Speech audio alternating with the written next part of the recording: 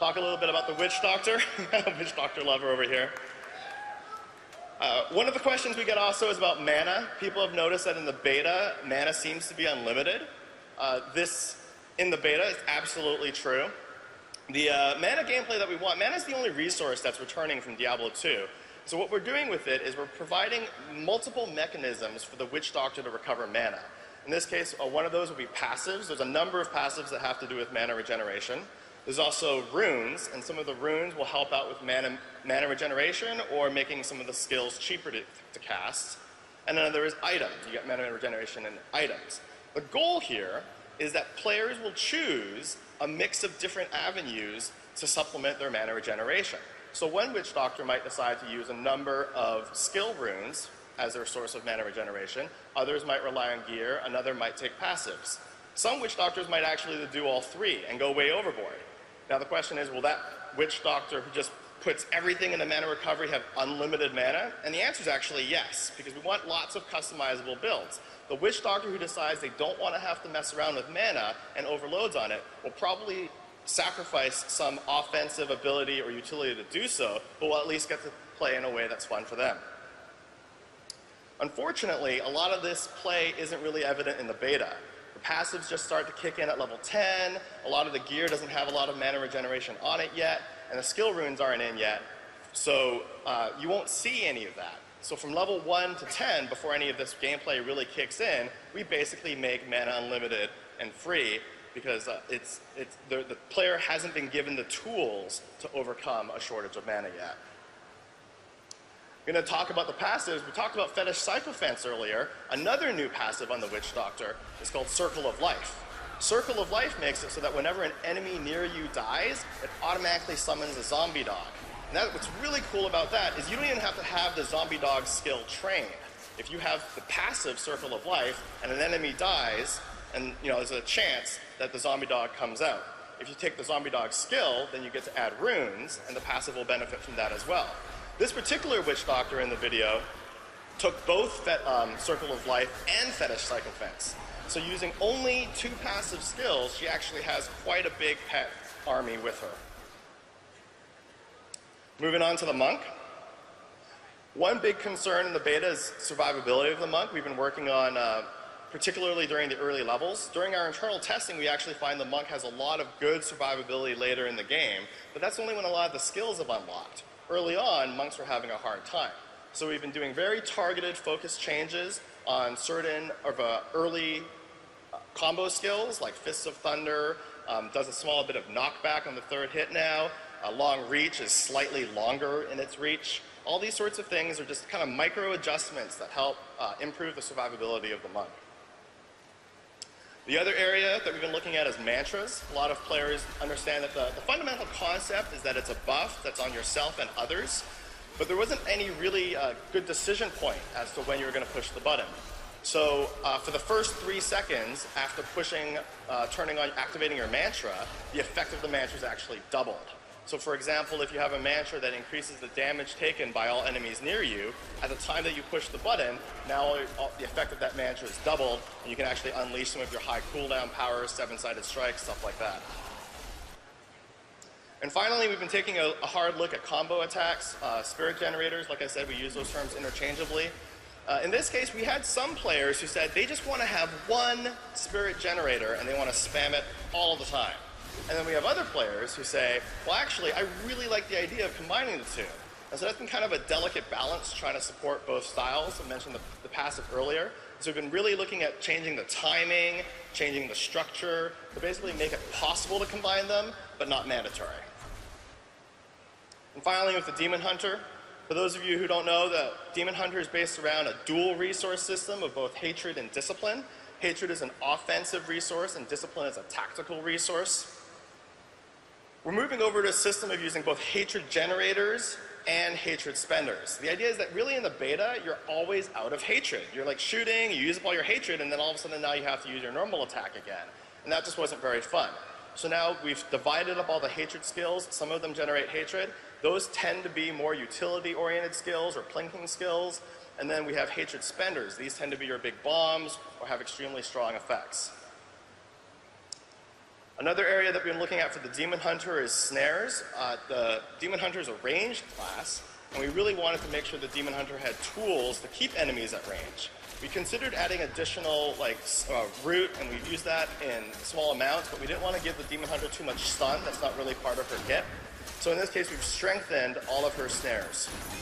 Just like a couple percentage points, but it actually makes a huge difference, and when you're actually playing, you can really keep those enemies at bay. Finally, we've been cranking up the awesome on all of the classes. What do I mean by that? Well, sometimes we're really happy with the mechanic and how something's playing out. Maybe we like the mechanics and the numbers of how our skill works, but for whatever reason, it's not delivering on the visceral fantasy. And so we've been working a lot with our technical art department to basically amp up the visuals, amp up the feel, amp up the effects, so that the skill still functions mechanically the way we want, but has a lot more appeal.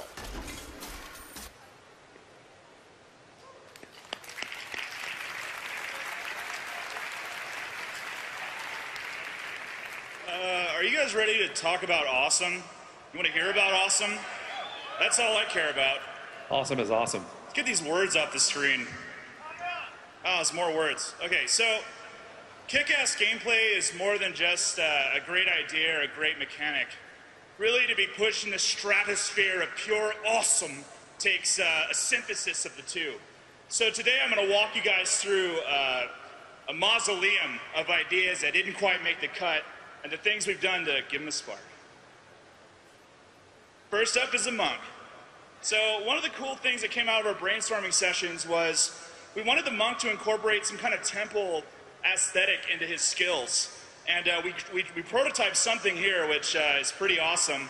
It's basically the monk summons a huge temple and collapses it on his enemies, which is totally sweet. I think it's sweet. But it has some gameplay issues. It's too confusing. Each pillar requires a click. It takes up a lot of visual space on the screen, so we simplified it.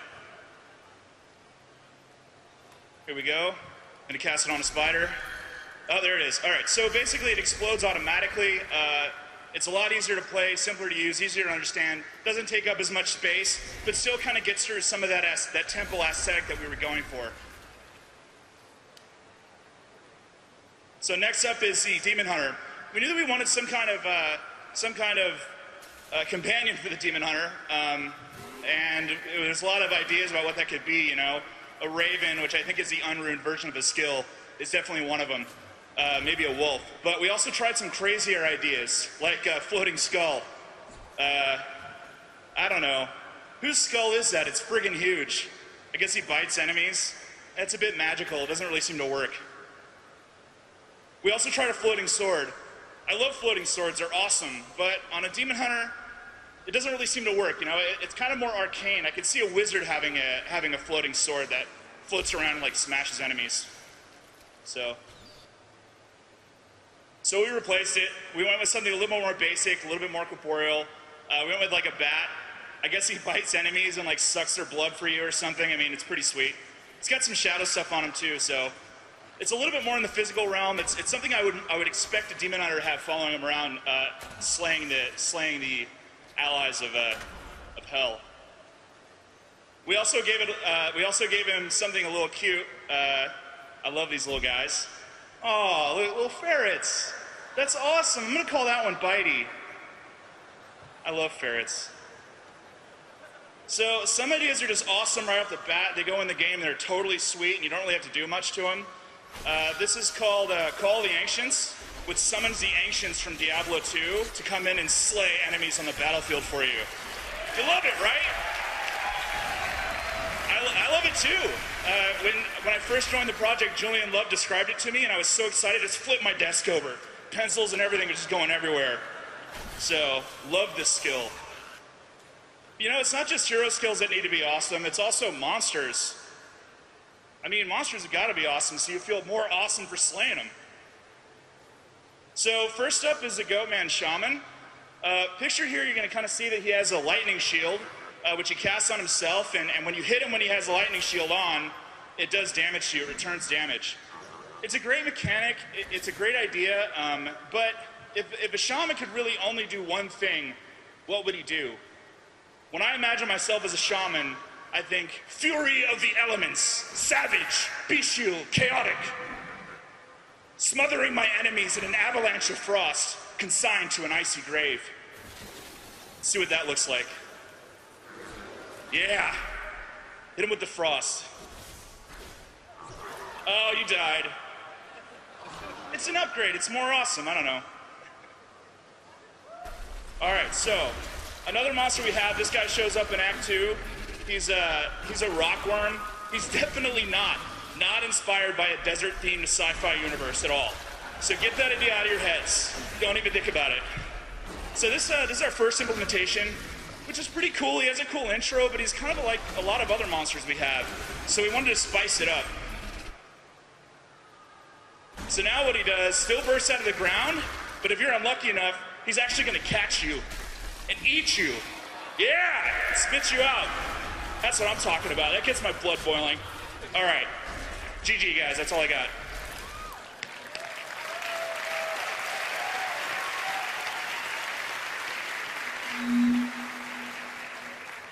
Ow. All right. So we've talked about, some skills. We've talked about some items. We've talked about the auction house. Let's talk about all the stuff that's going to kill you. So there's 4 difficulty levels in Diablo 3. Normal, Nightmare, Hell, and Inferno. You progress through those in a kind of linear order. I'm going to talk a little bit about each one of these. Well, more about normal and then more about Inferno. So normal. This is really the beginning of the game. It's Act 1 is kind of our tutorial. One of the things that at Blizzard is our general philosophies is we don't like kind of standalone tutorials very much. We don't like, showing up and having like somebody show up and give you a wall of text that you have to read. We just want you to go kill stuff. We want you to learn how to play the game by playing it. So as a result, kind of the early part of Act 1 is pretty easy. So monsters have really low awareness. They're not very aggressive. They won't really kind of attack you very, very kind of seriously. They don't attack very fast. They have a tendency to stand around. They're a little ADD. They have really, really limited abilities, especially in Act 1. Like, it's really uncommon to see even a ranged monster in the first act. So each act is really designed to layer on more challenges. And we literally kind of bucketed all our monsters into different categories, like ranged and kind of proximity AoE and distance AoE and area denial and all these different abilities that they can do. And then we kind of gave them a rank score of what we thought was most difficult and kind of progressed those through all the difficulties. So in the later acts, you get into kind of more responsive monsters that are much more aggressive, much faster, and also have a whole bunch of new abilities that they come after you with.